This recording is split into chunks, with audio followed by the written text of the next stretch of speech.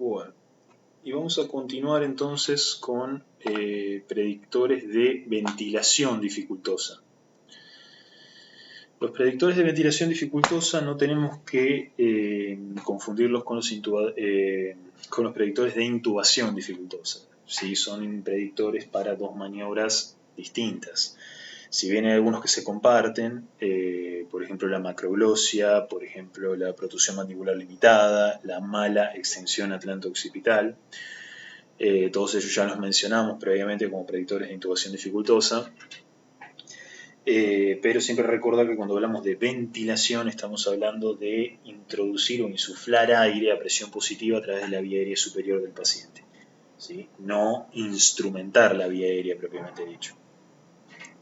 Típicamente los 5 predictores más importantes que siempre se mencionan suelen ser la obesidad, la presencia de barba, la presencia de síndrome de apnea, hipopnea obstructiva de sueño, la edad mayor de 55 años y el edentulismo.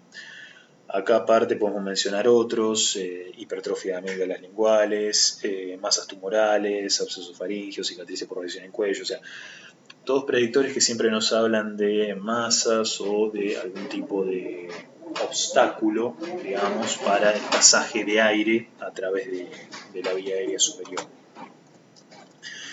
¿En qué consiste la ventilación? Bueno, como dije antes, consistiría en insuflar aire, oxígeno, a presión positiva a través de la vía aérea superior. Esto cómo se logra coactando una mascarilla sobre el rostro del paciente. Estas máscaras que se utilizan, como la que se observa acá, es una mascarilla rígida, transparente, que tiene conector universal de 15 milímetros y suele tener un reborde acolchonado, digamos, que permite una mayor o una menor insuflación para permitir una mejor coactación de la máscara al rostro del paciente. ¿Cómo tiene que ubicarse esta máscara? Bueno, típicamente tiene que cubrir lo que es nariz y boca, o sea, apoyar sobre el puente nasal y puede apoyar hacia abajo sobre la arcada alveolar inferior, es decir, no es necesario que llegue a cubrir el mentón. Sí, muchas veces por ahí si se busca cubrir el mentón en todo el conjunto se puede presentar la presencia de fugas de aire cuando uno insufla el aire a presión positiva, que es justamente lo que tenemos que tratar de evitar, que cuando uno coacta la mascarilla sobre el rostro del paciente se eviten las fugas de aire, sino que todo el aire pase a través de la vía aérea superior. Para esto es necesario hacer una maniobra que parece fácil hacerlo, pero que requiere cierto entrenamiento. Como se ve en esta imagen, es la maniobra unimanual, que consiste en utilizar el dedo índice y el dedo pulgar en forma de C para coactar o para ejercer la presión directamente de la máscara sobre el rostro del paciente, utilizando los 3 dedos restantes, mayor, anular y meñique, para colocarlos sobre los reparos óseos, y estos 3 dedos a su vez pueden traccionar, generando elevación del mentón y tracción de la mandíbula, que son las maniobras que mencionábamos anteriormente, para a su vez acompañar la coactación de la máscara con una desobstrucción de la vía aérea en este paciente que típicamente puede estar inconsciente porque se le hizo una inducción anestésica y, como mencionamos anteriormente, tiene esta pérdida del tono muscular de las estructuras de la vía aérea superior. Bien, si se complicara, digamos, para realizar una maniobra unimanual, uno puede recurrir a hacer maniobras bimanuales utilizando ambas manos para coactar en forma correcta la máscara. Eso siempre vamos a necesitar, digamos, que la mascarilla por el conector esté conectada a un respirador o a un dispositivo que a nosotros nos insufle el aire a presión positiva sin necesidad de estar nosotros bolseándolo al paciente, o sea, de no tener que hacer una ventilación manual, o en caso de que haya que hacer una ventilación manual, contar con otro operador que bolsee mientras se realice esa maniobra bimanual. Siempre es importante ventilar con volúmenes no mayores de 500 mililitros, al menos cuando hacemos la ventilación. Si se ha demostrado obviamente que a través de la ventilación uno no puede insuflar la misma cantidad de volúmenes que que cuando la vía aérea está instrumentada, es decir, cuando hay una intubación endotraqueal propiamente dicha, y siempre evitando sobrepasarnos de presiones de 20 a 25 centímetros de agua, que cuando pasamos ese umbral es cuando vencemos el tono del esfínter esofágico inferior y comenzamos a insuflar aire hacia el estómago. Bien, ahora vamos a empezar a hablar de lo que es intubación endotraqueal propiamente dicha.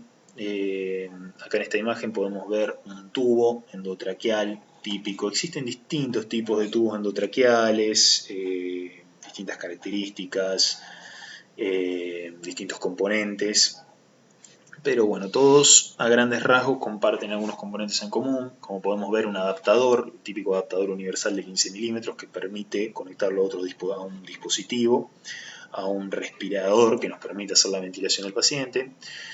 El canal accesorio que se conecta con el balón de control. El balón de control es a través del cual nosotros vamos a insuflar aire con una jeringa para inflar el manguito de neumotaponamiento, que es, se ve aquí abajo. El balón de control lo que nos va a dar es una referencia. Esto va a quedar por fuera, obviamente, de la cavidad bucal del paciente, es lo que nos va a dar una referencia de qué tan inflado está el manguito, como para nosotros controlar qué presión tenemos en ese manguito de neumotaponamiento. Después tenemos el cuerpo del tubo y finalmente la punta de bisel. La punta de los tubos endotraqueales, esta punta de bisel es la que se introduce a través de la glotis, a través de las cuerdas vocales. Esa punta de bisel nos permite un mejor pasaje. Uno puede ejercer maniobras de rotación y permite una mejor introducción del tubo cuando hay que pasar a través del orificio glótico. Y también, bueno, acá la punta bisel también con un ojo de Murphy. El ojo de Murphy es un orificio que se encuentra, digamos, casi apical, digamos, a la punta del tubo.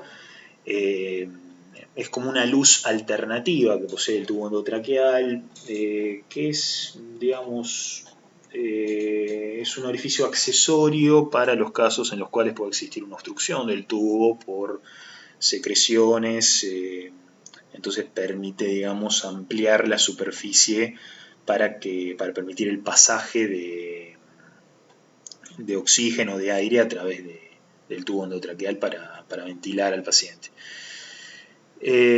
Bueno, volviendo al manguito de neumotaponamiento, esto es importante también no ejercer una gran insuflación del mismo. No nos debemos sobrepasarnos tampoco de presiones de más de 25 centímetros de agua en general.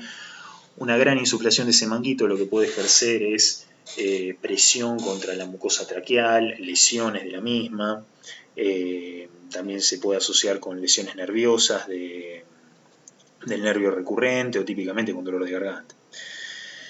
Como dije antes, los tubos endotraqueales vienen de distintos diámetros, siempre suele describirse, o sea, en el cuerpo del tubo viene impreso el diámetro del mismo, el tamaño del mismo, se describe como DI, DI significa diámetro interno. Para adultos los más típicamente utilizados van de 7, 7,5 a 8, hay de mayor diámetro interno hasta de 8,5 y después de menores diámetros internos que se usan para pacientes pediátricos. También hay tubos endotraqueales que no vienen con manguito para insuflación, esos suelen usarse en recién nacidos y lactantes, pero los que suelen usarse en población pediátrica y en adultos sí vienen con manguitos de insuflación.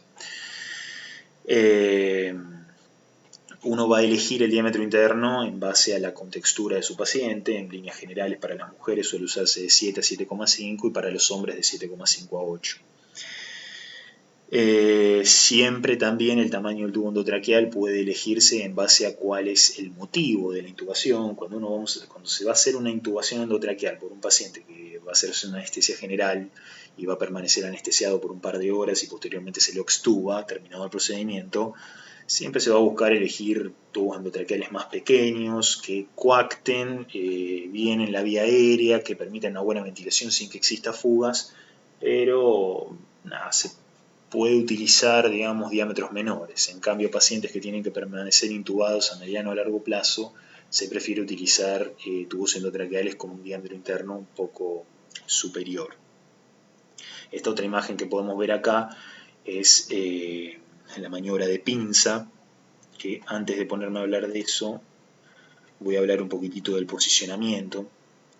Cuando nosotros vamos a hacer una maniobra de laringoscopía, lo principal es la posición de la cabeza del paciente. Es un factor muy importante para tener éxito en la maniobra de intubación. El paciente tiene que estar en decúbito dorsal, la cabeza en posición neutra.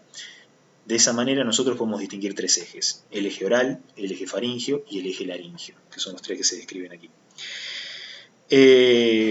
Lo que nosotros tenemos que hacer es hacer coincidir estos tres ejes, es alinear estos tres ejes para favorecer la maniobra de laringoscopía. ¿Cómo se logra esto? De esta manera, haciendo una hiperextensión de la cabeza, colocando una almohada por debajo. Por lo general se habla de una altura de hasta 10 centímetros de espesor, no más de eso, para llevar la cabeza a una posición de olfateo. Muchas veces los pacientes con cuellos más cortos pueden necesitar menos elevación de la cabeza para hacer una buena posición de olfateo. ¿En qué consiste la buena posición de olfateo? Hay que hacer coincidir en una misma línea imaginaria el conducto auditivo externo con el manubrio esternal. Esa sería un buen parámetro. Esta imagen por ahí no se ve muy bien, pero conducto auditivo externo con hueco supraesternal debería ser la coincidencia que exista para lograr una buena posición de olfateo. Para alinear el eje oral con los otros dos, con el faringio y el laringio ya alineados, se debe realizar la hiperextensión en forma delicada pero firme. De esta manera, la exposición de la glotis para la intubación es mejor y nos permite una mayor visibilidad en la laringoscopía. Bien. Ahora sí voy a volver hacia atrás para hablar un poquitito. El primer paso en la laringoscopía es la apertura bucal del paciente. En algunos casos, la apertura de la cavidad bucal se va a abrir espontáneamente con el solo posicionamiento de la cabeza. O sea, solo colocar al paciente en posición de olfateo, ya logramos que se abra espontáneamente la boca, por una cuestión de que el paciente pierde tono muscular, justamente ya vengo siendo bastante reiterativo con eso, en la inducción anestésica. Pero en los casos en los que no se logre esto con el simple posicionamiento, existe la técnica de pinza o la técnica de tijera, que consiste, como vemos acá en la imagen, en utilizar el dedo pulgar, que empuja en dirección caudal los molares inferiores derechos, mientras que el dedo índice, o también se puede hacer con el tercer dedo de la mano, empujan los molares superiores en la dirección contraria. Bien. Y luego vamos a proceder a hacer la laringoscopía. Para eso vamos a utilizar un laringoscopio. El laringoscopio es un dispositivo que se utiliza para llegar a ver la glotis. Es un instrumento portátil que consta de una pala que está unida a un mango y que contiene una fuente de luz. La mayoría son reutilizables, están hechos de acero. Existen dos grandes grupos, dos grandes tipos, como podemos ver acá, que son los de pala curva, los de hoja curva, el Macintosh, o de hoja recta, que es el Miller. En general la pala de Macintosh es la que se usa con más frecuencia en adultos, mientras que la pala recta se prefiere más utilizarla en población pediátrica. A su vez, dependiendo qué tipo de hoja o pala estemos utilizando en el laringoscopio, varía un poco la maniobra de laringoscopía propiamente dicha, pero no demasiado. La pala de Macintosh, la pala curva, hay que introducirla en el lado derecho de la boca, evitando los dientes, evitando los incisivos, desplazando la lengua a la izquierda. Es decir, uno ingresa sosteniendo el laringoscopio con la mano izquierda por el lado derecho de la boca, siempre dirigiéndose hacia axila derecha o hacia mamila derecha, y desplazando la lengua hacia la izquierda. O sea, una vez que el laringoscopio se ha introducido en la boca, se puede usar la mano derecha para asegurarse que el labio superior no quede pinzado entre el laringoscopio y los incisivos superiores, o sea, siempre evitando tocar los dientes, evitando generar compresiones en el labio. Se avanza la pala o la hoja a lo largo de la base de la lengua hasta que se visualiza el epiglotis. Entonces se avanza aún más con la punta de la pala o de la hoja y se coloca en la valécula epiglótica, que es el reparo anatómico que yo mencionaba anteriormente. Hay que ejercer una fuerza orientada en un ángulo de 45 grados, está descrito hacia arriba, lejos del laringoscopista, es decir, lejos en dirección contraria al operador, la famosa tracción al cenit, que levanta indirectamente el epiglotis, es decir, la fuerza se ejerce sobre la valécula, se ejerce sobre la unión entre la base de la lengua y el epiglotis, pero eso indirectamente tracciona ese cartílago laríngeo. Al colocar toda la tensión en ese ligamento ioepiglótico, exponiendo así el anillo glótico. No se debería levantar la punta de la hoja o de la pala haciendo un típico movimiento de palanca, haciendo un típico movimiento de muñequeo, balanceándose hacia atrás, porque eso es lo que puede ejercer presión sobre los incisivos superiores y uno puede dañar los dientes de esa manera. Siempre se logra una mejor fuerza, digamos, un mejor vector de fuerza orientado mediante el uso de la parte anterior del deltoides y del tríceps del operador, o sea, no mediante la flexión radial de la muñeca. Una vez que se consigue una vista completa del anillo glótico es cuando nosotros tomamos el tubo endotraqueal, se lo toma típicamente como se toma un lápiz para escribir con la mano derecha, con la mano que no estamos tomando el laringoscopio, y se guía a través de las cuerdas vocales hasta la tráquea. Siempre lo recomendable es entrar con el tubo endotraqueal en posición horizontal y luego con la mano hábil jugar un poco con la angulación del mismo para permitir un pasaje más agraciado a través del anillo glótico y evitar lastimar las estructuras blandas en ese pasaje a través de las cuerdas vocales. Por otra parte, la hoja recta, la pala del laringoscopio de Miller, se introduce, digamos, el laringoscopio lateral a la lengua y se avanza con cuidado a lo largo del canal paralingual entre la lengua y la amígdala. O sea, la aplicación de una fuerza de elevación moderada continua al mango del laringoscopio ayuda a mantener el desplazamiento lateral de la lengua, reduce el contacto con los dientes y a medida que avanza el laringoscopio se hace visible el epiglotis y se pasa la punta del laringoscopio por detrás del epiglotis. ¿Cuál es la diferencia en definitiva? Que uno con la hoja curva tiene que hacer un arrebatamiento de la lengua, es decir, un leve movimiento de muñeca para traccionar la lengua hacia la izquierda, mientras que con la hoja recta muchas veces no es necesario porque la sola tracción, el solo avance para llegar a la valécula en el canal paralingual desplaza por sí mismo la lengua. La posición óptima, digamos, de la punta del laringoscopio recto se encuentra en la línea media de la superficie posterior del epiglotis, cerca de la comisura anterior de las cuerdas vocales. La dirección de la fuerza que hay que hacer aplicada al mango, digamos, del laringoscopio es la misma que se usa con la hoja o con la pala de Macintosh, es decir, con ambos laringoscopías, utilizando cualquiera de las dos tipos de palas, la tracción es siempre alejada del operador, siempre al cenit. La modificación fundamental es justamente este arrebatamiento de la lengua que menciono anteriormente.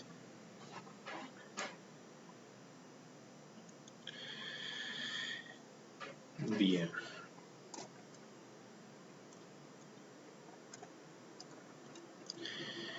Esto es la maniobra de Burp. Burp es una sigla, o sea, Backward, Upward, Rightward Pressure. Es una maniobra que permite una mejor visualización de las cuerdas vocales en la laringoscopía directa tradicional. Consiste en la manipulación externa con la mano derecha del cartílago tiroides en el cuello, presionándolo hacia atrás, hacia arriba y hacia la derecha, tratando de ubicar la entrada de la laringe con el eje de visión del operador. No hay que confundirla con la maniobra de Selig, que la maniobra de Selig es otro tipo de maniobra que se utiliza para restringir la regurgitación de material desde el esófago a la faringe y eventualmente la entrada de ese material a la laringe en pacientes con estómago lleno, utilizando el dedo pulgar y el dedo índice. o también se la ha descrito con el dedo índice y el dedo mayor. Pero bueno, se realiza presión sobre el cartílago cricoides comprimiendo el esófago sobre la columna cervical, disminuyendo la posibilidad de paso del contenido gástrico. La razón justamente por la que se efectúa ese nivel es porque el cartílago cricoides, como ya he dicho, es el único que es un anillo completo y no un anillo parcial como el resto de los anillos traqueales. Sin embargo, la maniobra de Selig es una maniobra cuestionada, que en el último tiempo se ha estudiado y se ha planteado si es realmente efectiva o no. Pero bueno, la maniobra de Burp no tiene esa finalidad de evitar una broncoaspiración, sino que tiene la finalidad de facilitar la visualización de la glotis únicamente. Siempre recordar que el desplazamiento es dorsal, cefálico y hacia la derecha.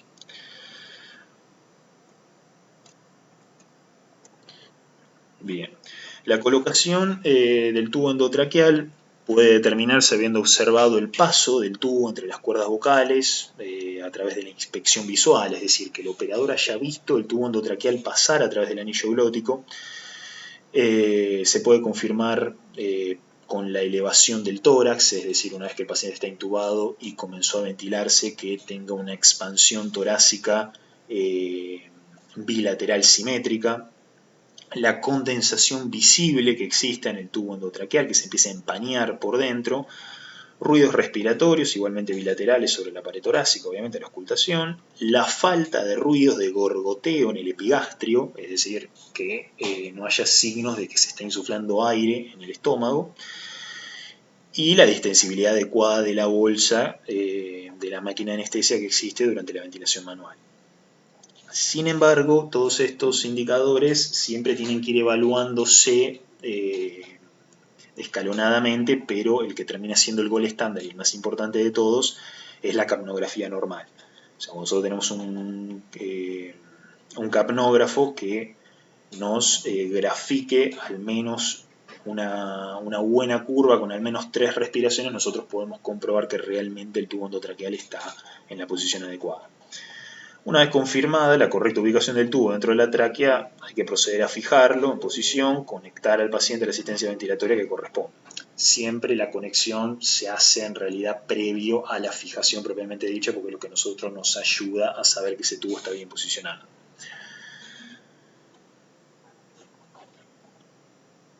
Bien. Y finalmente voy a pasar a hablar un poco de lo que es la máscara laringia. La máscara laringia es un dispositivo supraglótico. ¿Qué quiere decir esto? Que no pasa a través del anillo glótico, que no pasa a través de la glotis como si lo hace el tubo endotraqueal y se introduce en la tráquea. La máscara laringia es el dispositivo supraglótico más ampliamente estudiado y utilizado, y se ha demostrado su efectividad, pero su aplicación es más limitada, digamos, en comparación con la intubación endotraqueal propiamente dicho. ¿Qué se hace con la mascarilla laringia? Se introduce a ciegas en la faringe con el objeto de proporcionar un conducto permeable para ventilación del paciente o también para administración de gases anestésicos sin la necesidad de instrumentar la vía aérea propiamente dicha. ¿Cuáles son las ventajas? Facilidad de uso, la velocidad de la colocación, mejora en la estabilidad hemodinámica del paciente, reducción de la demanda anestésica, falta de la necesidad de una relajación muscular, no se necesita realizar una relajación del paciente cuando se le va a colocar una máscara laringia, y evitar obviamente los riesgos que presupone la maniobra de la intubación traqueal propiamente dicha, como puede ser el traumatismo de los dientes o de la estructura de la vía aérea, o la odinofagia posterior, o la tos en la recuperación postanestésica, o incluso hasta el broncoespasmo. Son muchas de las complicaciones que tenemos en la intubación o en la maniobra propiamente dicha, que con la colocación de una máscara laringia se evitan. ¿Cuáles son las desventajas? Las presiones de sellado que tiene el dispositivo supraglótico son comparativamente más pequeñas que las que tiene el tubo endotraqueal. Eso puede conducir a una ventilación ineficaz cuando se necesitan presiones más altas en la vía aérea y no proporciona una protección frente al laringoespasmo. Es decir, el tubo endotraqueal uno ya se asegura de tener un tubo a nivel de la tráquea y permitir la ventilación del paciente, por más de que exista una contracción rítmica a nivel del anillo glótico, no así el dispositivo supraglótico. Acá en estas imágenes podemos ver dos tipos de máscara laringia. La que tenemos a la izquierda es la máscara laringia de primera generación y la que tenemos a la derecha es la máscara laringia de segunda generación, por así llamarlas. Las de primera generación, la desventaja que tienen es que no proporcionan una protección frente a la regurgitación y la aspiración gástrica. Es por eso que se ha innovado y se ha llegado a máscaras laringias de segunda generación que sí lo hacen. ¿Cuál es, digamos, la primera opción o cuándo se las considera como primera opción a las máscaras laringias? Sobre todo en el abordaje de vía aérea, cuando estamos hablando de intervenciones quirúrgicas menores, es decir, intervenciones diagnósticas de corta duración. Entonces, en esos casos se prefiere usar una máscara laringia para no tener que realizar muchas veces una relajación muscular del paciente, una intubación que requiera posteriormente un despertar más prolongado. Las máscaras laringias de segunda generación, como dije antes, se diferencian justamente de las primeras porque están diseñadas para evitar la aspiración gástrica. La versión de las máscaras laringias de primera generación, la más utilizada es la Classic, la máscara laringia Classic, que está formada, como se ve acá, por una máscara de silicona en forma ovalada con un manguito inflable que asienta sobre la hipofaringe y forma un sellado alrededor de los tejidos periglóticos. Una cánula que está unida a esta mascarilla sale a través de la boca y tiene el conector universal estándar que ya he mencionado de 15 milímetros para conectarlo al circuito de anestesia o a un dispositivo de bolsa válvula. El sellado alrededor de la entrada laringia permite el suministro de oxígeno y también de anestésicos inhalatorios, ejerciendo una ventilación a presión positiva de hasta 20 centímetros de agua. Presiones mucho menores a las que podríamos conseguir con un tubo endotraqueal. ¿Qué particularidad tiene también la máscara laringia que no tiene el tubo endotraqueal? Que es reutilizable. Puede ser reutilizable, está descrito hasta 40 veces, podría llegar a ser reutilizable, y está disponible en varios tamaños, al igual que el tubo endotraqueal. El tamaño se describe con un número del 1 al 6, el 1 es para el recién nacido, el 6 sería para un adulto de hasta más de 100 kilos. Siempre para lograr un ajuste adecuado se recomienda colocar la máscara laringia de mayor tamaño posible para lograr un buen sellado hermético y evitar las fugas. Típicamente en las mujeres adultas se utiliza la máscara laringia número 4 y en el varón adulto se puede utilizar máscara laringia número 5.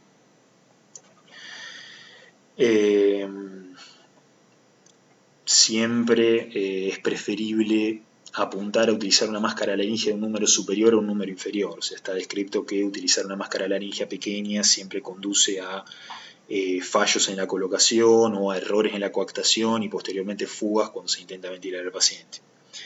A su vez también tamaños más grandes pueden asociarse a odinofagia fundamentalmente, es el efecto adverso más frecuente que se ha descrito, utilizar una máscara laringia más grande de lo normal, pero es preferible esto antes que quedarse corto, digamos, con el tamaño de la máscara laringia y no ventilar adecuadamente al paciente.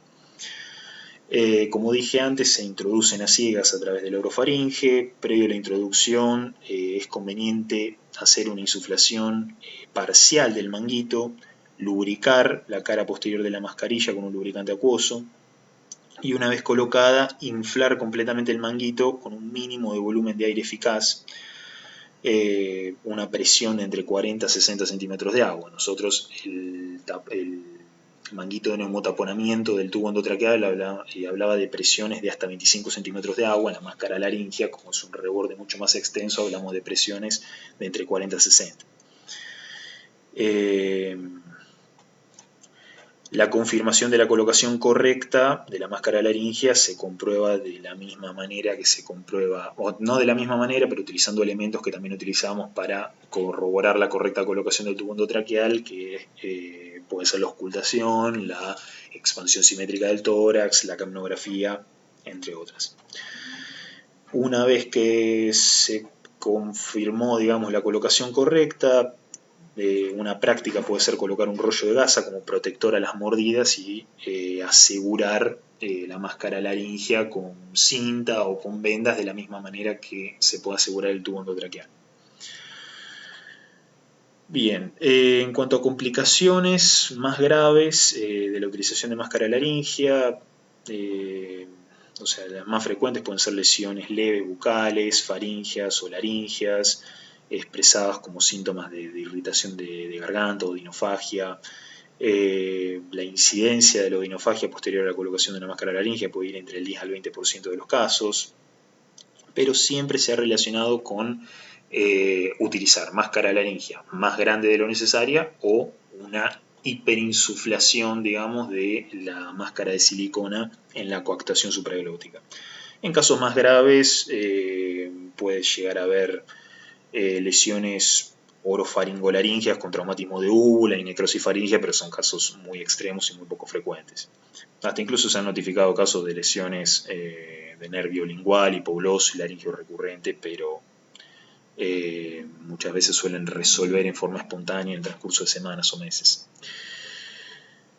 Bien, y para mencionar un poquitito a las máscaras laríngeas de segunda generación, las más frecuentes son las Prosil, también son reutilizables, incorporan un manguito posterior, digamos, que mejora el sellado perilaringio y permite hacer una ventilación a presión positiva hasta 30 centímetros de agua, mientras que las máscaras de primera generación lo hacen hasta 20 centímetros de agua.